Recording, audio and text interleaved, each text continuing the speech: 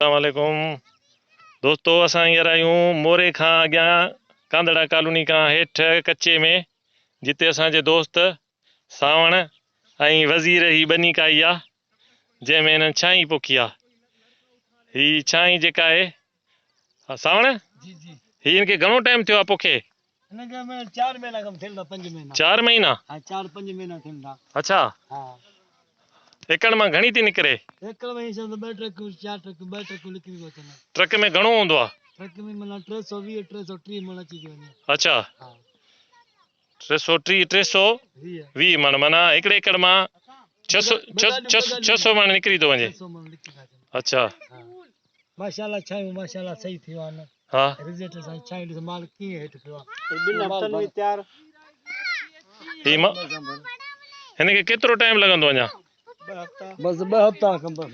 रमज़ान शरीफ़ में भलाई लही वेंदी? 10 ॾींहं अॻु में। रमज़ान खां 10 ॾींहं अॻु में? हाँ 10 ॾींहं अॻु में। अच्छा, रेट जो छा था सम्झो? रेट केतिरो थींदो?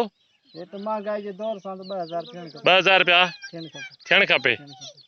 सही। हिते थधो हिते ट्रक वग़ैरह अचे थी? अची वेंदी ट्रक अची वेंदी, 6 अची वेंदी, 10 व्हीलर अची वेंदी, हर शइ अची वेंदी। हर शइ अचे थी। तव्हां खां भला किथां जा वापारी वठनि? हितां लोकल या ॿाहिरियां ईंदा आहिनि? ॿाहिरियां ईंदा आहिनि। ॿाहिरियां किथां? लोकल न, बावलपुर कोटिया कोइटिया हर शहर कराची जा? कराची जा वेंदा आहिनि। हिते तव्हां पाण खपायो भला? पाण न खपाए, वापारी खणी ईंदा आहिनि। वापारी खणी था वञनि। रोज़ी सुठी आहे? बस अल्लाह मालिक अॼु रेट मिले थो पोइ रोज़ी थी वञे। एकड़ मां घणो भला बचत थिए? रेट जे हिसाब किताब। रेट जेकॾहिं तव्हांजे चवण सां 2000 रुपया हुजे त पोइ एकड़ घणो सावण एकड़ मां घणी बचत थी वेंदी आहे? रेट जे हिसाब सां मतलब गंज थो बची वञे। 2000 रुपया जेकॾहिं मण हुजे त तव्हां एकड़ में मतलब घणो कमाए वेंदो?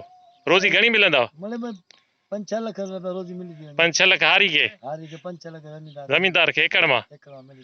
सही आहे, माना सुठो कमु आहे न। सही आहे माशाल्लाह सही आहे। सही आहे सही आहे। अला महिनत तव्हां खाराईंदो।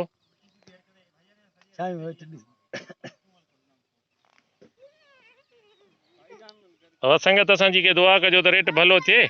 हिन ॾींहुं राति हिकु करे 4 महीना महिनत करे ही छांई पोखी आहे।